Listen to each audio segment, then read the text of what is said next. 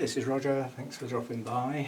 Sunday chat today goes back to the big list of suggestions I had that I asked for quite a while ago, and it's circling around the subject of problems that are more specific to a genus.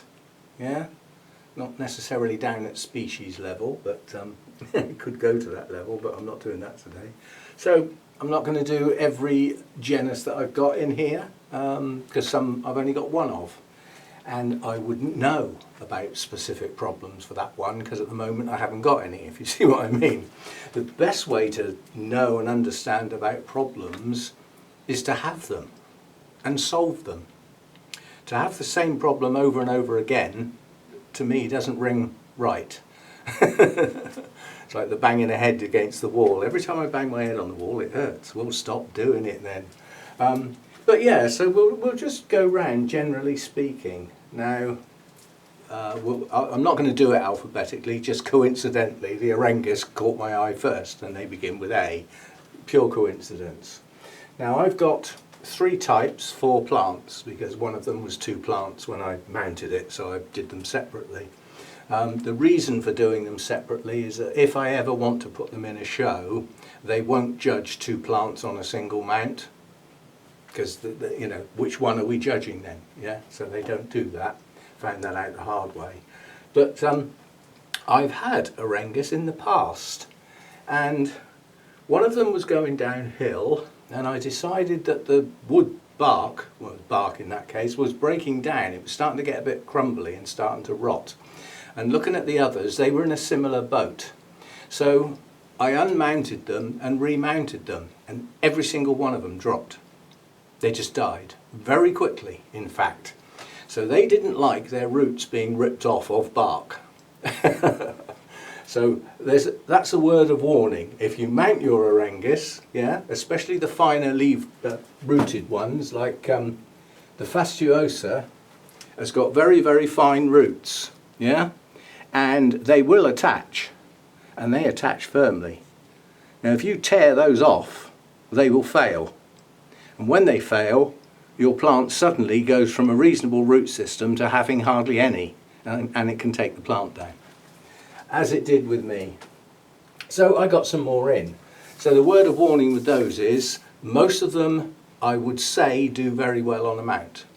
They can be grown in pots, but they will not like a soggy root base. So again, well, like most orchids. So that's that. Right, looking along there's a couple of brassicas that are mounted. A word of caution, that most brassicas get big, and boy do they have long flower spikes, well over 1 metre in quite a few cases. So if you've got one on a mount, you've got to be able to cater for that. Because ideally, the purpose for me of mounting a brassica is to allow that spike to do that, and arch away from the plant and hang down with all the blooms along it. That's how it would naturally grow, and they do look good like that. Some people think they look good bolt upright, but to me not so much. Okay, so word of warning with brassicas really, as the Oncidium types go, they're up the biggie end. Yeah, and if you bought a young plant, you might not be aware of just how big it can get. They can grow into very big plants. Lots of really long leaves and very long spikes. Also out of the Oncidium types, they like more light. They're up the higher light end as well. I'd say bordering on Cattleya type light. Some of them might even like a bit more, but you need to go steady. They are thin-leaved plants. And plants with thin leaves in the main can burn quite easily, and they can go from okay, bit more light, okay, bit more light, okay, bit more light, burnt. Just like that. So go steady with those. Then coming along there's quite a few more Oncidium types. Well, one's an Aliciara. That's this one. Been struggling with that for years and years, and it's suddenly decided to grow. So it has actually got some reasonable new shoots now. I mean, this one was a good one. Bulb was virtually up to full size. The bulb in here is virtually up to full size. This one's a bit small.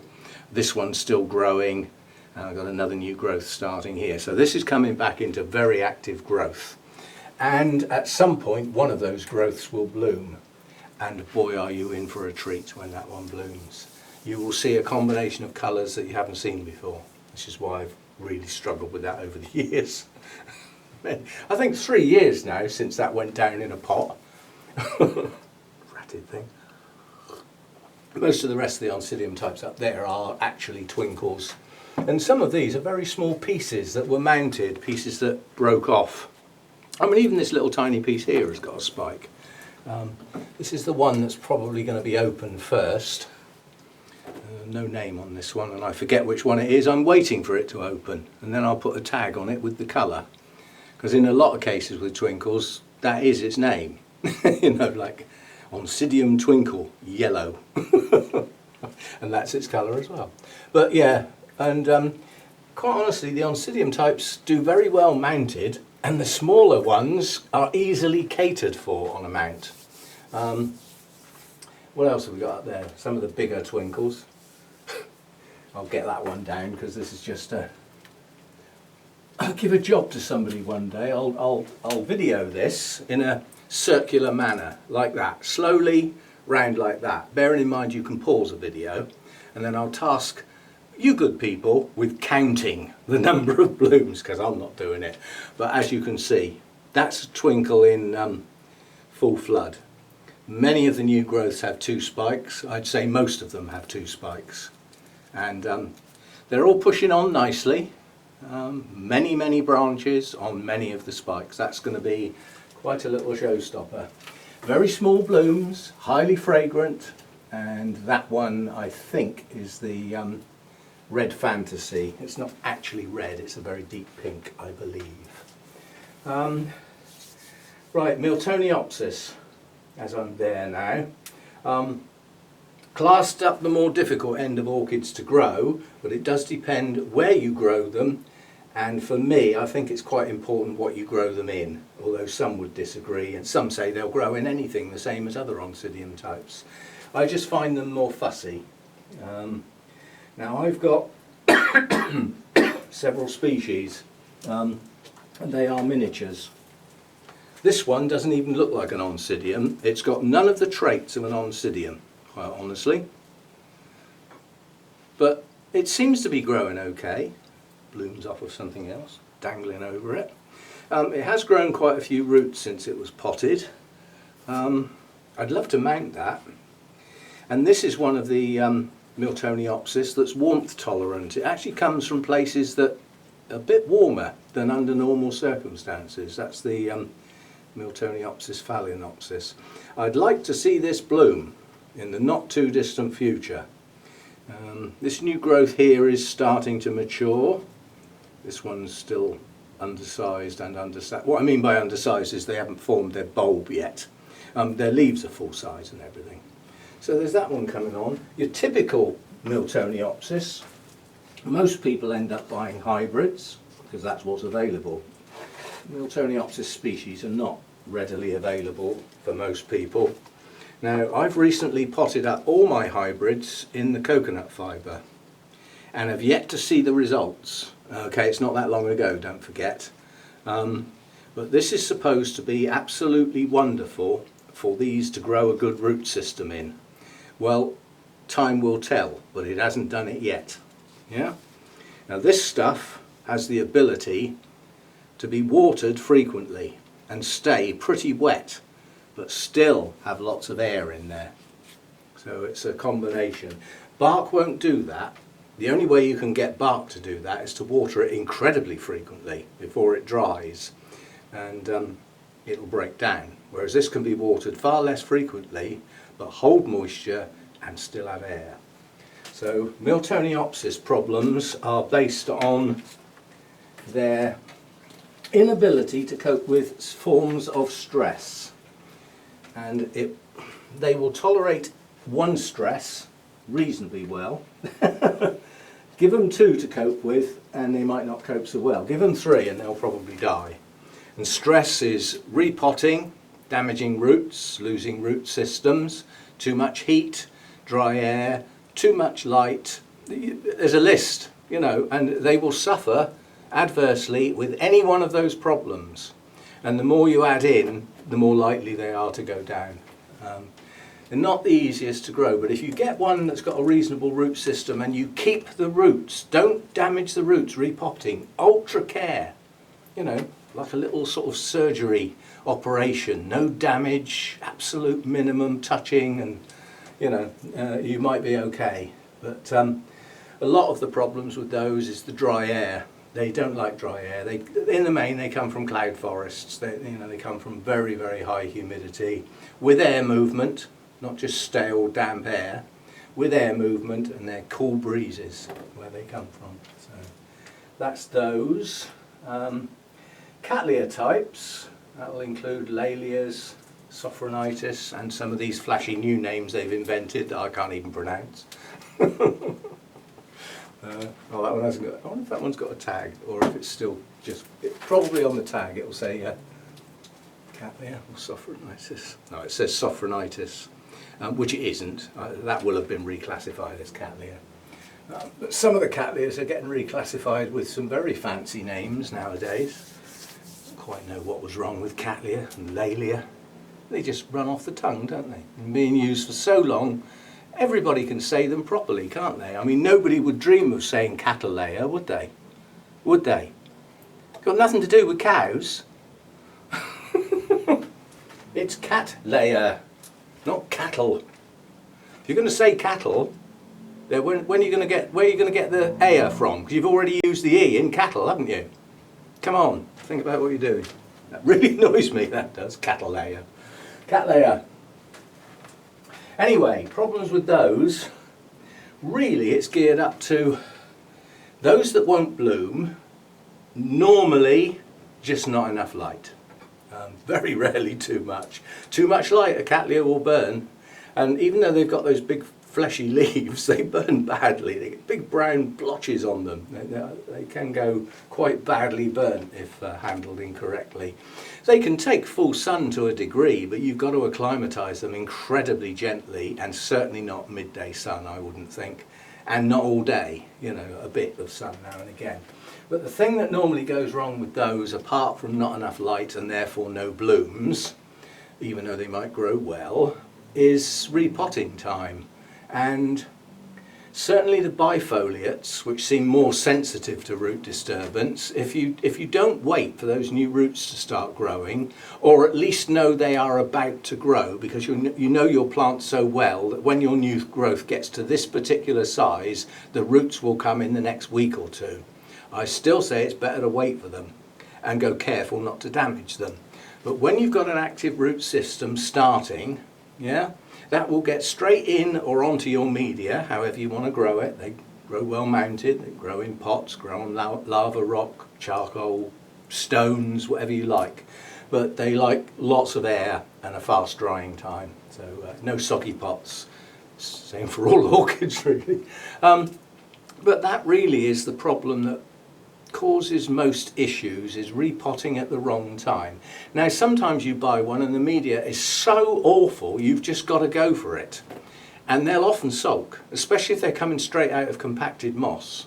You put them in something else like bark, they'll sulk and they won't do anything, sometimes for a year or more. No new roots, no new growth, they'll just sit there looking at you as if they're saying, I'll teach you to repot me at the wrong time. And that is it, they're sulking basically. So timing on the repots, I would say, is a major problem with the Cattleya types. Get that timing right. Right, where are we now? Dendrobiums are too difficult to do because of the varieties. But I will say that from experience and experience of some others, the black hair types do not like systemics, and some of them will object so much they'll dump all their leaves. You've now got a leafless plant, and as a consequence it can't feed itself. It may die as a consequence. So watch your systemics on the black hair type. Other types don't seem to be so worried. So dendrobiums are too much of a... it's vast. It's one of the largest genus. In fact, I think it might be now, because the bulbophyllums have been split up. So what was the biggest genus, bulbophyllums, by far, maybe now it isn't. Because up until now, they're not messing about with the dendrobium names. But don't speak too loudly. If they hear us, they might think, let's have a go at them next. I'm not going to rant, you know my feelings on keep chopping and changing the names around. Does your head in already? So that's dendrobiums, a very brief covering on them. Apart from those that need the winter rest, which you need to get to understand and deal with it, you know, that's it. I don't class that as a problem. It's a cultural thing that you need to do. If you take on board those types of dendrobiums, you need to be able to do that to one degree or another. What else? Telomeres. I love these because they're an exception to the rule. I sort of say when I'm doing my kitchen sessions and repotting, if you've got a very fine root system, the chances are that plant would prefer a fine media, not so much air around it. Big fleshy, thick, chunky roots tend to like a more open media, so larger pieces, you know, more air, stuff like that. But there's an exception, and that's the Telomeres, because they've got some of the finest root systems, and they hate being buried. When I first got these, because I haven't had this little set of 4 very long, somebody said, are you leaving them like that with all their roots bearing out? They'll all die. I said, no, they won't. That's how they like to be, believe it or not. And that's a very, very fine root system. But when they're dry, they're quite brittle. When they're hydrated, they're quite soft and pliable. So, like, although this seems to be permanently attached to that basket, if I gave that a soak overnight, the next day it would lift out and there would be hardly any root damage at all. But at the moment I've got no intentions of taking it out. It's doing okay as it is for now. It will eventually come out, it will eventually be mounted. But a very fine root system that can't stand being put in a fine media where the air's been shut out. They like openness, and my expression is they prefer to grow on something than in it. So they'll grow on a chunk of lava rock, a piece of brick, an old clay pot, a broken piece of clay pot, a little plastic open basket. You can drop them inside a clay pot with no media, put a couple of chunks of lava rock in there. They'll grow on almost anything as long as it's not toxic. And that's how they like to grow. They grow on twigs in the wild, they're twig epiphytes, and as such are almost unique in the orchid world. There's very few other orchids that you would say are twig epiphytes. There's a couple of Arengis, but you're unlikely to come across those in cultivation. So some of the Arengis are incredibly rare. I mean, they only come from Madagascar, and you could probably say over the last 20 or 30 years, a third of that island's been destroyed in one way or another. Don't know how much longer it can go on before it fails miserably. So we've done those. Restrepias, my cooler ones. Now Restrepias are a funny one. They are classed as one of the highest humidity requirements in the orchid world. Cloud forest and sun. That doesn't get any more humidity than the rest of my stuff in here, and I think you would say it's not growing bad. That's my largest plant. Problems with these is they've got an exceptionally fine root system, and they do like a fine media. But they don't like stale, soggy media, so they still need to be able to dry reasonably quickly. Now this media is starting to get old and tired, so this is going about 9 or 10 days between my watering frequencies, and when I get there I often leave it out because it's still wet. So it's going to go twice that length of time before it gets some more water. Lower temperatures at the moment, which it likes. But it's having a bit of a flurry at the moment. It's got quite a few blooms on it, so it looks quite nice. So the problems with these is repotting time. Because that root system's so fine, it's quite difficult to manage. You get all the old media off, and it's difficult to get that fine root system nice and even throughout a pot. You know, if you do what you normally do and push all the pot media around the outside, you push the roots into like a tight ball in the middle, and it's not happy with that. So they're not easy to repot, especially when you get a larger plant like that.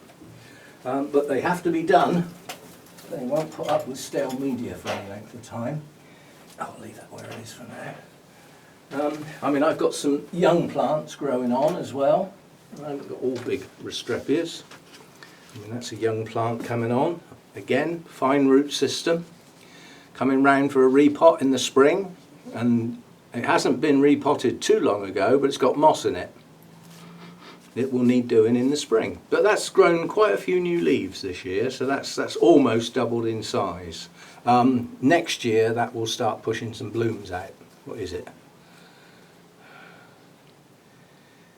Ephipium. Restrepia ephipium. Whatever an ephipium is. Do get some strange names, don't we? So that's Restrepias. I find those incredibly easy to grow, but they will often sulk after a repot. This one here has been sulking for a year. Another one of my big ones. This did not like being repotted, and unfortunately this one has quite large fleshy leaves compared with some others, and if there's any form of dehydration, the leaves do that. They go all crinkly. Yeah?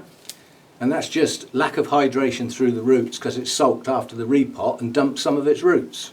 It's coming on now. I mean, some of the new growths are coming up quite reasonable. It's getting better.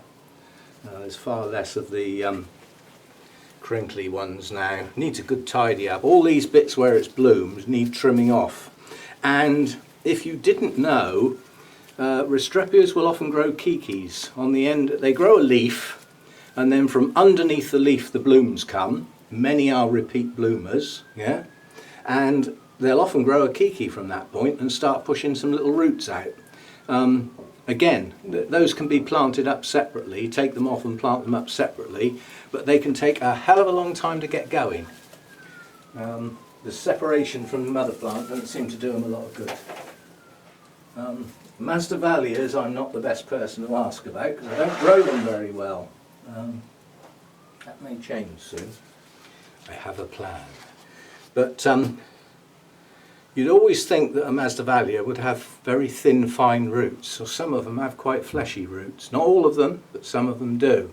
And you've got to watch yourself. Some of the Masdevallias are more terrestrial than epiphyte. So you've got to watch your mix. Yeah? An open, airy mix for something that often grows on the ground is probably not the best of ideas. But, I mean, that's got a good root system, but it isn't. It only looks like it is because if you look closely, a lot of these roots are actually dead. And that one's not. You know, there are some live roots in here. There's even some active growing tips. And again, that's got a lot of moss in that pot, so it's coming out. But the main problem with Masdevallias, I find, is it is actually some form of infection. It's called something or other leaf drop. And if your plant gets it, it can dump every single leaf overnight. It's a rapid leaf drop, and it is an infection. And if your plant gets it, it's difficult to stop.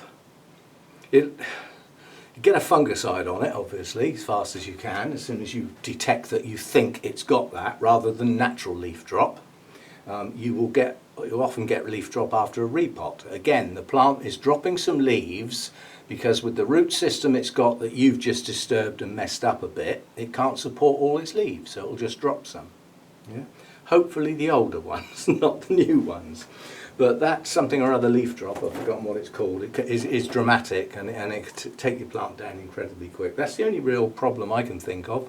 They're not that prone to bugs, but they will, because of their likeness of dampness, constantly moist in the pot, the media, they are prone to getting mould on the base of the stems. So watch out for that. Again, get the fungicide on there. If you start seeing white showing on the base of the leaf stems, you know, up to about that far from the base up the stem, and it'll appear as a sort of white, almost fluffy sort of thing. It's not bugs, it's a mould. Fungicide, get rid of it. And if you've got the patience, cotton wool bud and actually rub it off as well. Get rid of it.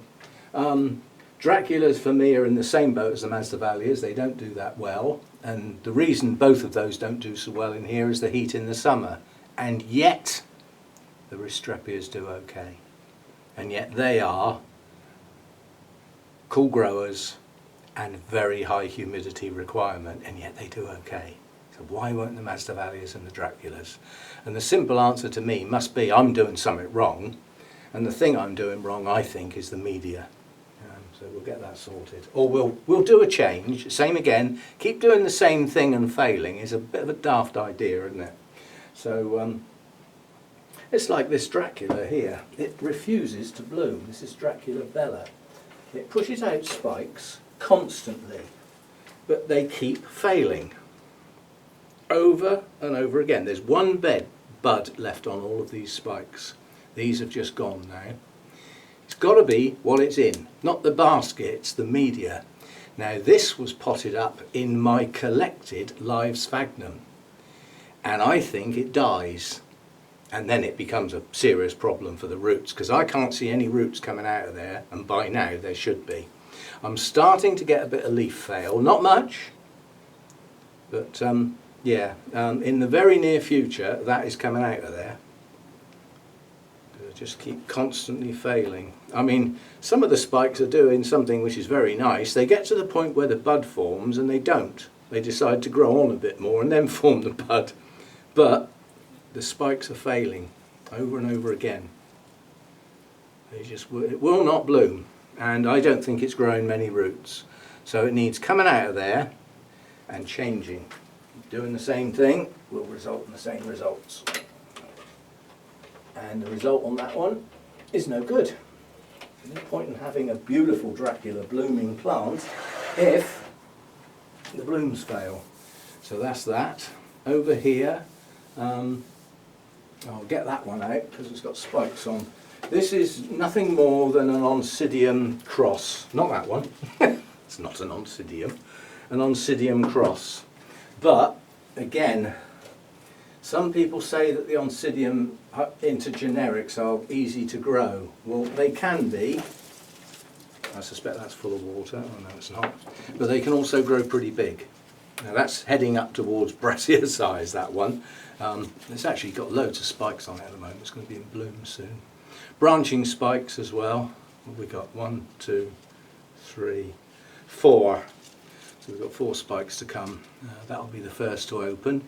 But this is a Oncidium Cross. It's an Aliciara Tahitian dancer. But basically I'm pretty sure Sotoanum's down in the mix there somewhere, which makes it vigorous. And the problem with this one is me, not the plant. I put it in quite a large pot so that the new growths could mature and it would have room to expand the next set of new growths. But it won't. It's going to have to be dealt with before then. The reason? The media's gone. And the reason the media's gone? This likes to stay wet. It drinks heavily when in active growth. Look at all the root failure around the top here. Masses of roots around the top of the pot. Not quite so many down in it. But it's not happy in that pot. So it's got to come out and go in some. I've got to think of a different way of dealing with it. But I believe the reason that's gone wrong is it was potted too high. Now I'm always very wary of potting Oncidium pseudobulbs down into the media. But I found a way round that, which I'll be covering, at repotting times over the various kitchen sessions as we go along. But there is a way of getting away with burying those pseudobulbs at least a third of the way up. And in doing so, those surface roots are no longer surface roots, so they don't dry out and they don't die back. Yeah? So that's my main problem with the larger Oncidium types, is the dieback on the root systems. And that's my own fault, which we have now solved. Right. Latoria types, as I've got one in my hand. Now I had a serious problem with this, where I misinterpreted the writings, the ancient scrolls, how to care for your Latorias. Because they're classed as continuous growers. Where they come from, they don't get a cold season. They get a wetter season and a drier season, but they don't get cold. They've got good temperatures and good day length throughout the year, so they carry on growing. They don't really have any form of rest. And so I thought, Well, that's how they grow, so that's what I'll do. They get cold in here, don't they? They don't maintain their nice temperatures in here, and they get the short day lengths. And the combination of the two meant that they stopped growing. And they were in a media that stayed wet, so they dumped their roots. So I lost several of my Latoria types. These are replacements.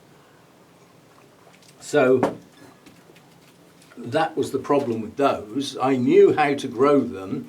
I'd failed to take on board my own personal environment was too cold in the winter for them. And to accommodate something that's too cold, you've got to keep them drier. And you then may be lucky, and you might be fine, not just lucky. Yeah? But go steady with cold and damp, especially for warmer growers. You might get away with it. Right, that's just because I hit on a couple of... Really, I haven't got many other types to talk about. My Paphiopedilums don't do very well. Oh, I'll dig this one out because somebody asked about this the other day. This is one of our project Paphiopedilums. It's a true miniature. And it looked like the latest leaf had died, so it would have lost its crown, and without a side growth it would have failed miserably. And then somebody said, actually that looks like a bud, it looks like it's going to bloom. Well, it didn't do either. It decided to be a leaf, and it is growing on now. But I don't do very well with Paphiopedilums, but I'm doing better with them since I started repotting them every year, and I can now roughly maintain a root system. But that is an incredibly slow grower. But things that go wrong with Paphiopedilums are soggy roots and stale media. More so than a lot of others. Plus, you've got two main types. You've got those that grow on the limestone rocky outcrops, you know, with water, runoff water coming down the sides. Very, very wet circumstances, and limestone rocks. So they've got quite an alkaline environment for their roots. There'll probably be some dead leaves and stuff around, but generally speaking their environment is a bit alkaline. So putting those in a sort of bark and moss mix will be too acidic for them. They're not going to like that at all. But you need to know the difference, because there are quite a few Paphiopedilums that are forest dwellers. And they actually grow on the forest floor. And if you've got one of those, they do like an acidic mix.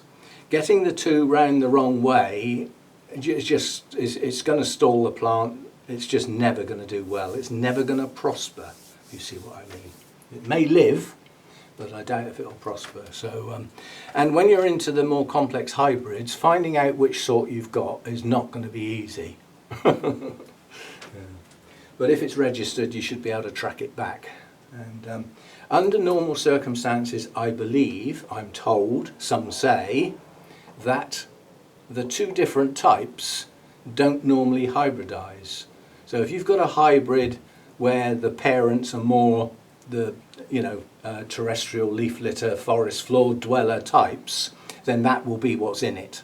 It's not going to have one of the limestone rock type within it. But I'm told that, I don't know for sure. What else we got? Not Orangus, come on. I forgot what they're flipping called now because they're new. But we've got some of these this year. We'll have to look at that. Renanthera. Now these are Vandaceous types, but they're not quite as happy bare-rooted as a lot of your normal Vandas are. A lot of Vandas, you just hang them up on a hook and you just make sure you wet the roots down on a regular basis and they'll be happy bare-rooted. These like a bit more moisture than the normal Vandaceous types. So I've stuck mine in a pot with lots of air, and I've got growing root tips in this pot, so I think we're going to be okay. I've also got some aerial roots. Obviously those have to be hydrated when I water, and this is now on its second leaf since I got it, so it is actually growing as well. Some of these can bloom on quite small plants, but I don't yet know whether this is a small plant that can bloom or a young plant that won't. So I got a couple of those. That's my new genus for this year. Renantheras. They like to stay warm. There are a few that are temperature tolerant, pardon me, and will stand a little cooler.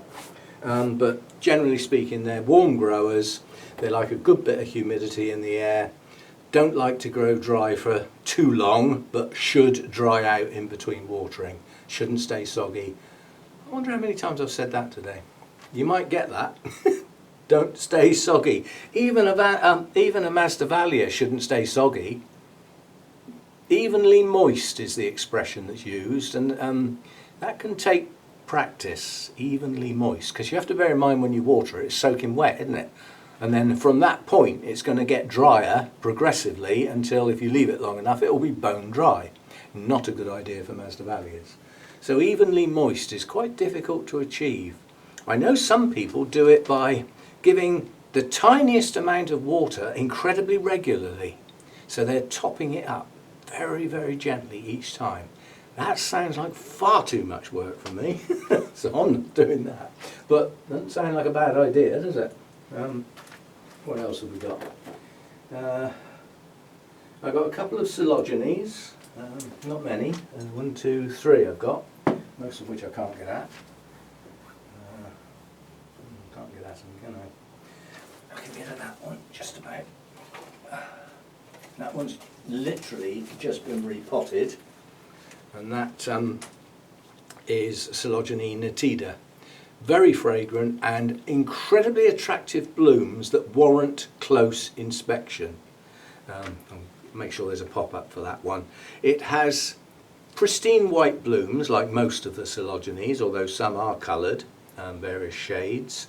But the patterning in the lip forms a heart. It's quite clear. You know, it's not a fuzzy thing. You can see it. Once somebody says, oh, it looks like a heart, you'll always see it. And it's delicate. It's a lovely yellow with an outline, which emphasises it even more. And very fragrant. Now, this has only just been repotted, and I took a chance because there was no sign of new growth whatsoever. Oh, there is now. There's one. So it is going to come back into growth.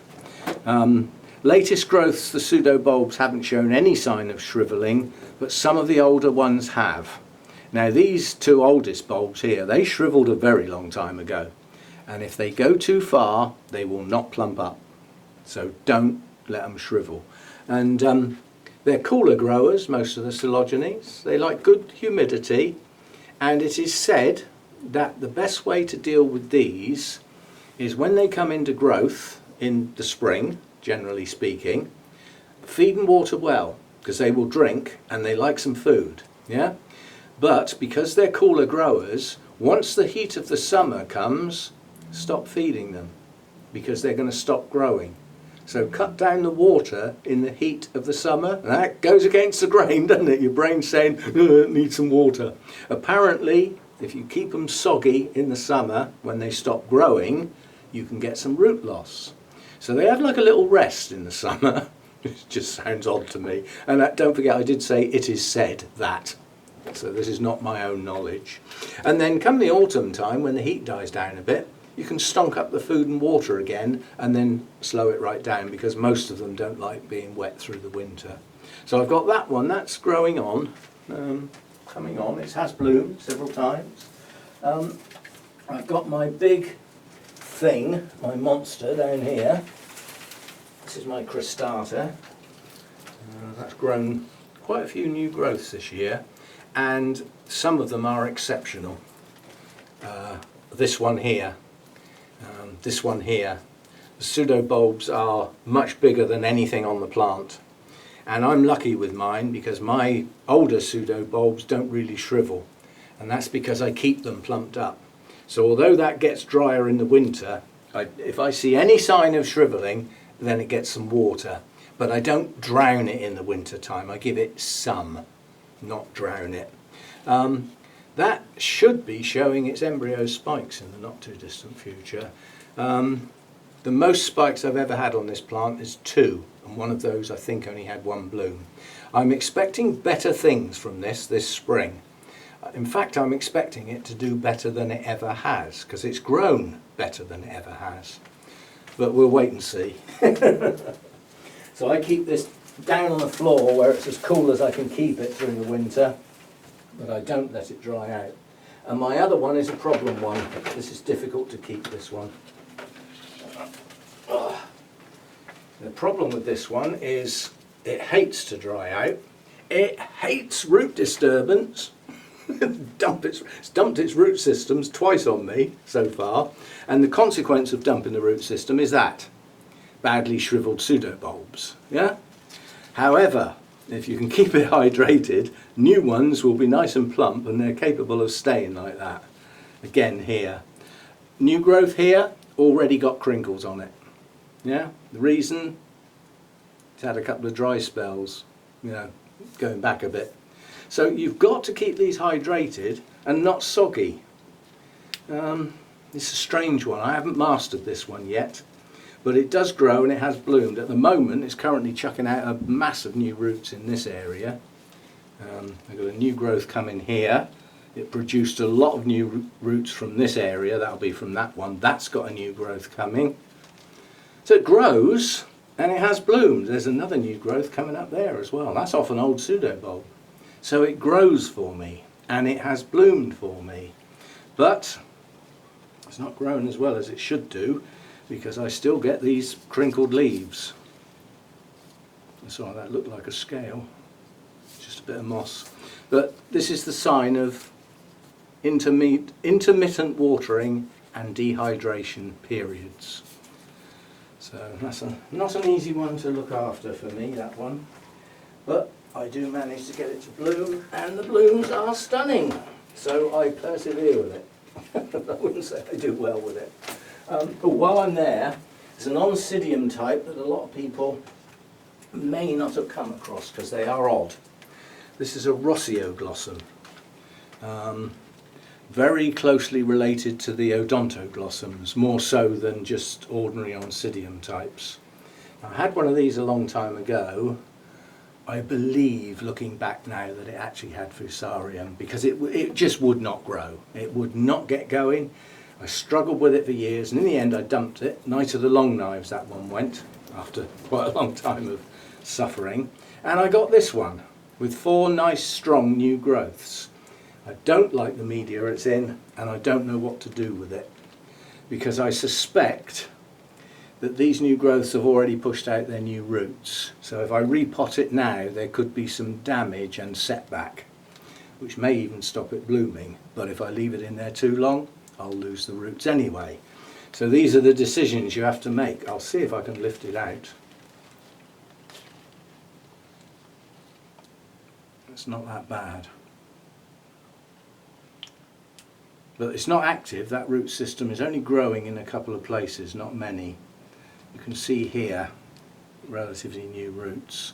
You can also see some of them failing. There, here. Yeah. When they go that greyish, dull colour and lose their white, they've gone. So that needs doing, quite honestly. So I'd hate to lose the chance of blooming on those growths, but I'd also hate to lose the plant.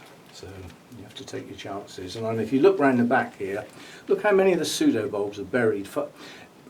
They're buried too deep for that type of media, because that type of media stays wet and soggy quite a long time if you're not very, very, very careful. However, in a different type of media, that would be fine. We have a plan. There's quite a lot of plans being identified today. We'll get to them. All right, that's almost it. I've got a couple of Sarcochilus. See if I can get at one of those.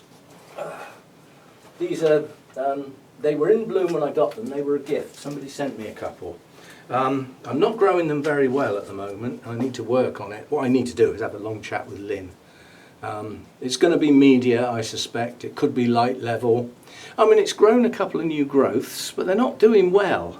And we have got some roots. They're in the pot as well. But I wouldn't say that was growing well by any means. The wind doesn't take the roof off. So I've got a couple of those as well. They originated in Australia at a famous Sarcochilus hybridizer. came over to the EU in flasks and were pushed on at 1 or 2 nurseries and then grabbed hold of. I think some people even bought the flasks. What else have I got? I've got a couple of Psychopsis. We're edging our bets here because the last couple of plants I've had didn't make it. So we've stuck one on a mount. This is quite a small growing Psychopsis. Its latest growth, pushing up here, is not bad at all. It has grown some roots. Some of those roots have started to get down into the moss, and one of them's even made it to the bottom of the moss. So it's got one good root. It's also got another new growth coming out the side. The last 2 new growths on that have rotted and failed. Yeah? So they can even rot when it's on a mount, when they're not actually soggy at the base. But I think it's just a environmental change, plus coming out of a pot and going on a mount, plus changing from what it was in to being in moss on a mount. Too much in one go, and so it's sulked. And it now seems to be unsulking itself and getting going. And the other one I've got is in a pot, and that one's been put in the coconut husk. Again, lots of air, but keeping it moist, which is apparently what it likes. The latest growth on here rotted off, so it's not happy. And I don't see any new roots yet, but the bud's hanging in there. So this will probably push up another new growth soon, having lost one. But a lot of dead roots on this plant when it was potted up. So the idea is it's got a pretty moist environment around the base to encourage new roots, but there's air there as well, so it shouldn't stay soggy. Part of the plan. Right, I've also got a couple of Deces. These don't do that well for me. This was one I bought this year. I did sort of make my mind up I wasn't going to have any more because they don't do so well. But I thought, well, these were going quite cheap. I'll buy one and see how it does. So that was a tiny little offshoot that I got earlier in the year that has grown on to a reasonable size. That might bloom next year, but what it hasn't done is produce any new plantlets around the base. That may now happen next year, in which case it might not bloom. So that's a little bit unpredictable, but I've got a couple of those. Problems with those are just basically getting their culture wrong. They're bog plants. They're often found growing standing in water. Roots are actually in running water coming down the mountainside. South Africa, tabletop mountain area. So they are often in water or with heavy runoff coming down the sides of the mountain. Snow melt and all that sort of stuff. So they like cold water round their feet. They hate to dry out under any circumstances. In the active growing season they stand in water, and it needs to be pure water. So no mucking about with tap water or anything like that. Preferably rainwater or RO water or something like that, but pure water. The absolute lowest levels of feed, and not very often. Yeah. Plus they need an acidic mix. They grow best in peat, or peat and sphagnum, chopped sphagnum, perhaps with some perlite. Yeah. But a basic peat type mix, and the peat substitutes, I'm told by people who grow these, don't work. It needs to be proper peat. So that's those. Oh, what else? I haven't got much else really. So it's just the fact that there's odd ones tucked away, and when I'm watering I know exactly where they are and what they're called, but not necessarily on cold like this. I've got a couple of Vandas, one of which grows incredibly well for me, but it had its basket cut off this year. I can get that down actually. I'll talk about it and not show it, seems a bit daft.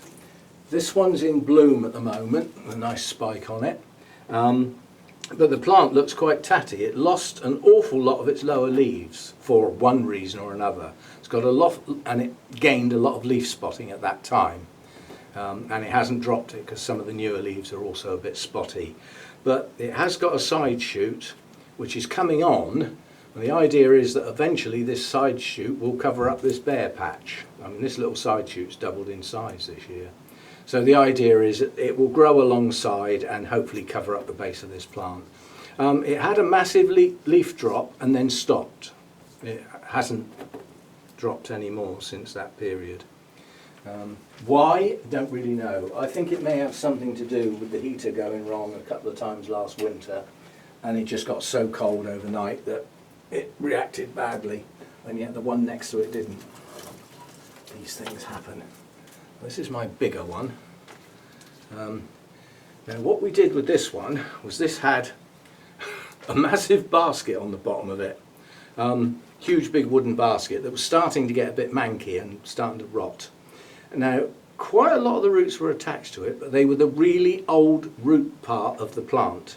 And most of the newer roots had grown out from higher up and went over the side of the basket. So I took the risk, and the way I took the basket off was to cut the plant, and the basket dropped. So we took quite a lot of the root system off of this, leaving a very good root system. But from the plant's point of view, it lost half its roots. So its way of sulking was to not bloom this year. And it may now not bloom until next year. So I'm just checking. No, there's no sign of any spikes. But this has a huge, almost blue purple flower on it that lasts well as well. So, but it grows okay. I mean, it slows right down in the winter, but carries on growing slowly. Keeps producing lots of new leaves. And I've noticed over the years with this one, it seems to be that needs about 4 new leaves or 5 new leaves to put a spike out. It needs that sort of level of additional growing power. But this hasn't dropped any leaves for a very long time. Got a yellowing one here, that one will come off eventually. Tracking that one back, that's the second leaf from the base, so that's a really old leaf. But that one hangs in there, it's growing okay. I suspect it will. It has bloomed twice in 1 year before now. It once bloomed in winter, and the blooms lasted about 2.5 months because of the cooler temperatures.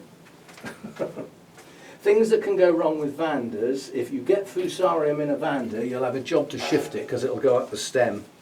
And of course, once it gets up above the root base, the only way you can stop it is, first of all, kill it, obviously, get your fungicide on it. But then you've really got to wait for new roots. And because of the Fusarium, it's highly unlikely to grow new roots from the part of the stem that's been infected. So you've got no new roots coming. Most people would say cut the plant off, wrap the bottom in moss and try and get a new root system to come out from the clean part of the plant. That can work. I haven't had to do that yet. So I believe a long time ago I bought a species that had beautiful flowers on it, but the plant wouldn't grow very well. I think that one was infected because it eventually just ceased to be. You know, it just started dropping some leaves, didn't grow any new ones, it stalled, root growth stopped, the root tips stopped growing. It just failed as a plant. And it certainly wasn't the way it was being looked after, because the conditions in here are pretty good for Vandas, apart from the low temperatures in the winter.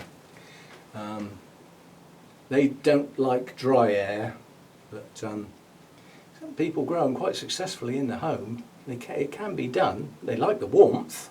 But they also like very bright light and reasonable humidity, average humidity. They don't need it high. So a quick look round the types that I've got.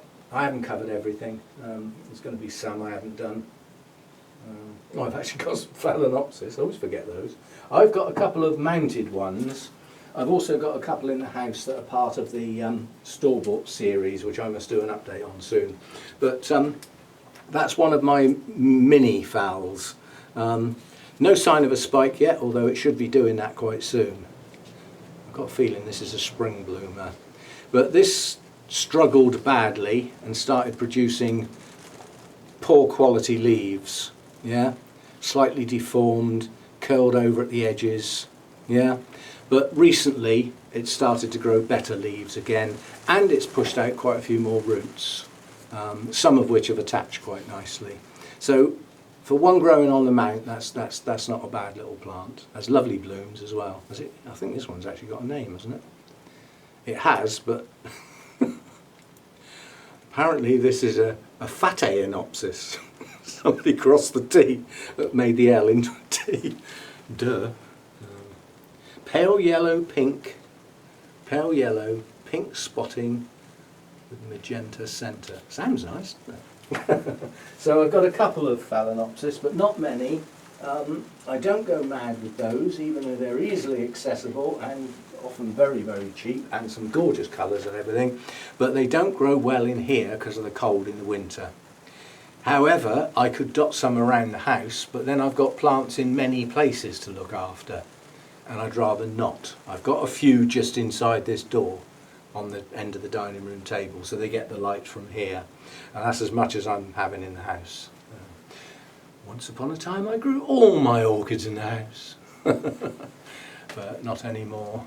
Right, how long has this flipping video been running? Surely not. Oh crikey, we're nearly up to an hour, that'll have to do. Sorry that's gone on so long. Joke, I'll make it a quick one. Commuter guy gets off the train and he's been aware all day long that he's forgotten his wife's anniversary. And of course, us lads, we get in a panic when that happens. You know, if we want somewhere to sleep that night, we need to do something about it. So he's looking frantically. He says, I'll get a bunch of flowers, So he sees some flowers in the shop window, runs inside, all a panic like that. I'd like a nice bunch of roses for my wife's anniversary, or our anniversary. And the lady says, I'm very sorry, sir, but this is a circumcision clinic. And he said, well, you've got flowers in the window. And the lady says, well, what would you suggest we put in the window? See you next time.